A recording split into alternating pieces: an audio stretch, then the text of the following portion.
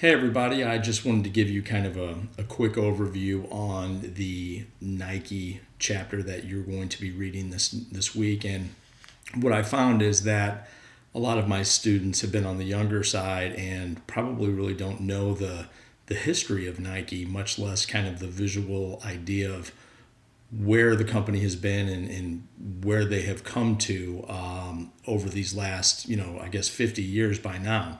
So I'm just going to run through this real quick and give you a quick presentation of the whole kind of Nike brand story. And then there are several slides that give you links out to various ads that exist out on YouTube. And it's very, very interesting to see their approach and their kind of methodology. But a lot of what you will see will certainly speak to the idea of cultural strategy, because it's very much not necessarily about the products in most of the cases, as you'll see when you go through the various advertisements. So without further ado, as we know, most successful shoe company in history, one of the world's most valuable brands. They have a brand valuation of about almost $20 billion. Number 22 on the top 100 most valuable global brands. But what we need to ask ourselves as we study all of this is, what really contributed to their success? Was it the products? Was it the company performance? Was it endorsers? Or was there something more? So as we begin to formulate these questions, let's ask ourselves, what is sociology? And how does sociology affect cultural strategy? And in this case, by defining sociology as the study of human social relationships and institutions, it kind of gives us a framework or a backdrop for understanding where Nike came into play and how they have evolved over the last 50 years. So culture, social interests, social classes, etc., social causes and consequences. And two of the questions that I want you to keep in the back of your mind are, does cultural strategy or culture itself affect brand strategy? And can it help build brands and brand strategy? I think you will see, from the Nike chapter and the Nike case study presented in this PowerPoint, that indeed those questions are quite relevant to this particular brand case study.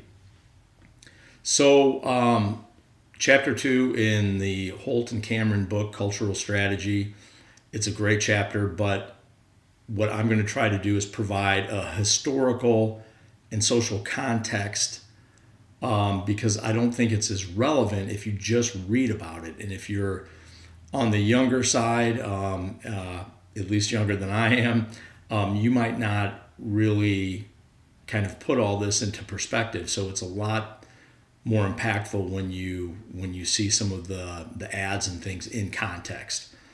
So it's easier to appreciate with a visual narrative. And what I really want you to think about is how Nike used all of this to leverage something beyond building a better mousetrap.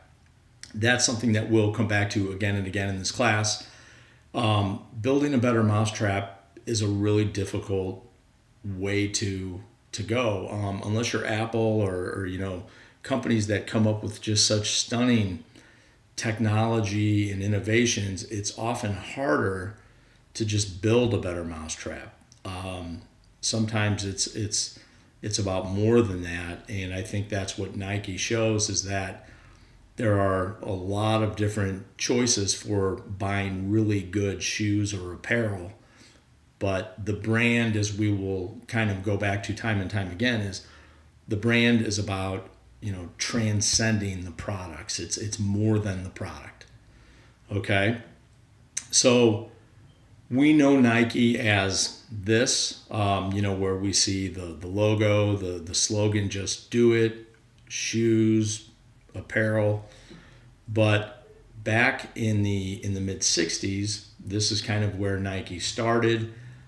They were a distributor of Tiger running shoes, Phil Knight was a runner and a competitor. He was actually a student and at Oregon, and he had a coach, Bill Bowerman, and Bill Bowerman was a running expert, and they both wanted to basically improve the existing Tiger running shoes that they were using at the time. So if you think back to 1965 and you see this Life cover magazine, the Vietnam War was just beginning. U.S. was the major economic and global superpower. Running was not a popular sport as we know it. It was not even thought of as a form of exercise, really. So these people that were out running were kind of few and far between, but they were very much on the fringes of what would later become, kind of a revolution of, a form of exercise. So there were very few manufacturers of athletic shoes and virtually none of, specifically made shoes for running. In 1971, Nike sold the first pair of running shoes, and it was based on Bowerman's innovative designs, which, at the time was actually building a better mousetrap because there wasn't anything else like it. The shoes had waffle iron soles, and those soles were actually, the prototype was made in a waffle iron that was, I believe, Bill Bowerman's wife's waffle iron. So they had this very unique sole. They were lightweight, made of very durable fabrics. They were Japanese manufactured, and they were offered at a competitive price point. And keep in mind, in the early 70s, and I do remember this, I was a little kid, but in the early 70s through the late 70s, a lot of the Japanese products that were coming in were actually pretty inferior quality. Now, they were able to ramp up their quality in record time, and they actually took manufacturing to a completely different level. But initially, offering a Japanese manufactured shoe was probably quite a challenge because the perception was that Japanese quality was not good at the time. So running was still a very niche market. Brooks, Etonic, and Asics, which was made by Tiger, were basically the running shoes that were available. There was an evolution of technical and performance shoes based on biomechanics to enhance the ergonomics, and that's where Phil Knight and Bill Bowerman were actually trying to make a better mousetrap based on their expertise and based on enhancing the ergonomics of the shoe. So Nike believed that they could take a better product to the mass market. Now, some other things to kind of keep in mind as a backdrop to what was going on is in the late 70s and early 80s, things were changing on a global level, both economically, socially, politically. The Vietnam War ended in 75, and that was the first time that the U.S. has actually lost a war, as you know. Japanese imports at this time were getting much, much better. The U.S. economy was starting to face serious global competition, particularly from Japan. The picture that you see there is a Datsun 240Z, which was really kind of the first affordable sports car that offered great performance. It was affordable. It was kind of the everyman sports car, but that was, an example and indicative of where Japan was going in terms of a superpower and an economic powerhouse. So during that time, also high inflation, low economic growth, unemployment was starting to become rampant in the late 70s, early 80s. We had the Iran hostage crisis in 1979. So in the late 70s and early 80s, jogging actually started to kind of take off as a form of exercise.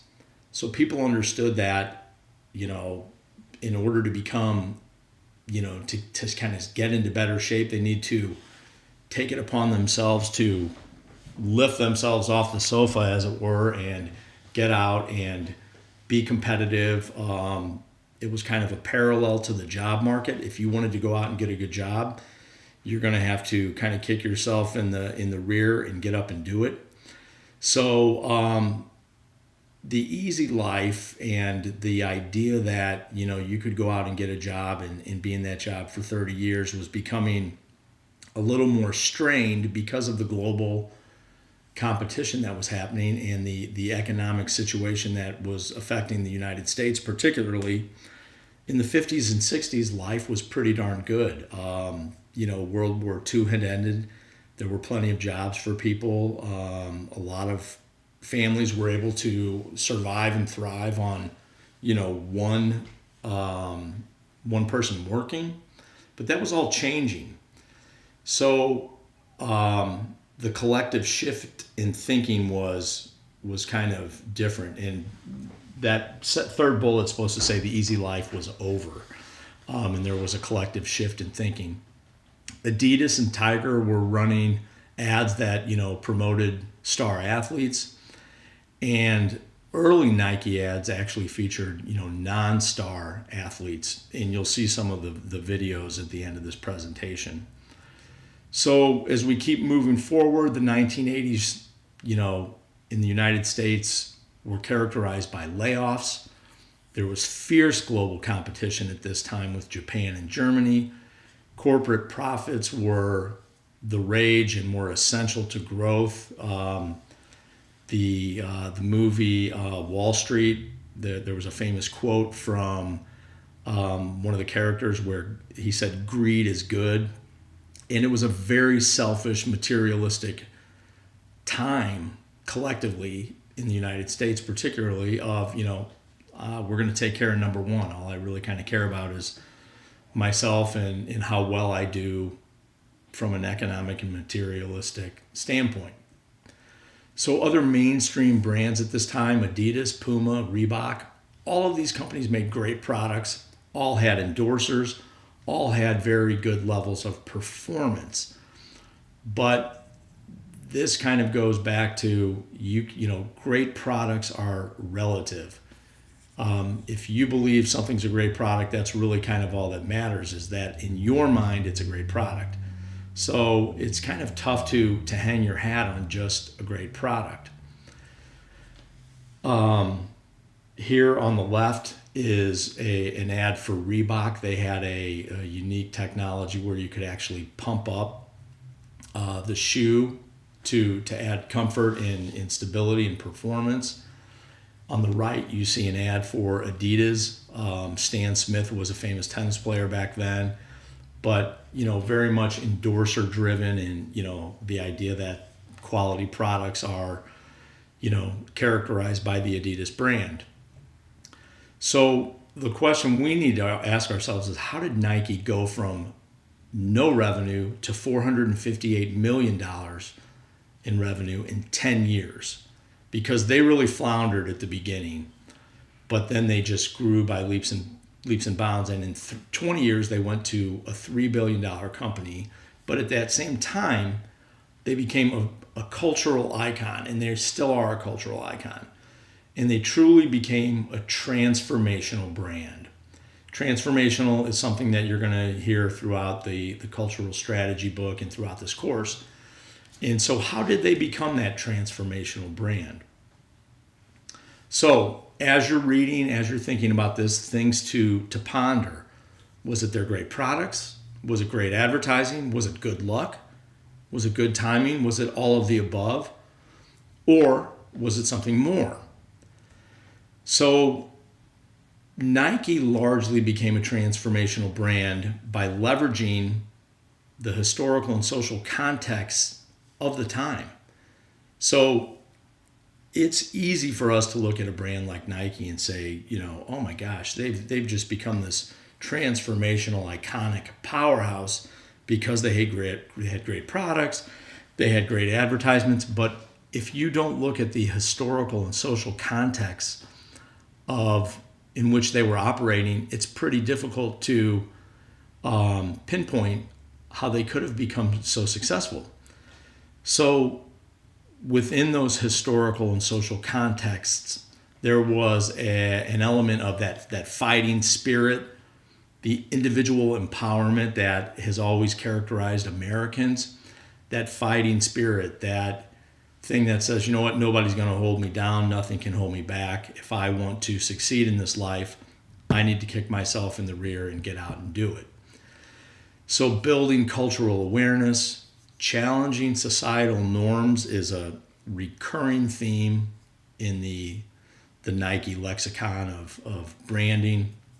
Appealing to the individual and breaking cultural orthodoxy. So think back to when running, before it became a sport or became an accepted form of exercise, it was very much a renegade, individualistic type of endeavor. So when these guys started, it was a fringe thing, big time. So they were appealing to people on a very individual basics level. The idea that Nike has broken a lot of the cultural orthodoxy or the way things were always done rears its head time and time again. And when you look at these ads and when you look at what they've done as a brand, keep in mind how much of it is really not about the product. Sure, they do have great technology, they have great products, but their message and their iconic nature is exemplified through much more than trying to sell or advertise a product. So, in conclusion, think about, the various things that they talk about in the cultural strategy book, the ideology. Nike's ideology was about willpower and individuals can do anything. The myth that they have been promoting ever since they started largely is Americans can and will do anything to succeed, and they sum that up perfectly with just do it. Various cultural codes, that's one of the descriptions that the cultural strategy authors use. There are various cultural codes that Nike has attacked and fought or rallied against in their messaging, which is through this myth that they're promoting, this ideology, and those cultural codes of oppression, poverty, discrimination, kind of a you against the world ethos, urban decay. We've seen Nike basically attack racism, sexism, anything that holds the person back. Nike has largely been about celebrating the individual and the champion within.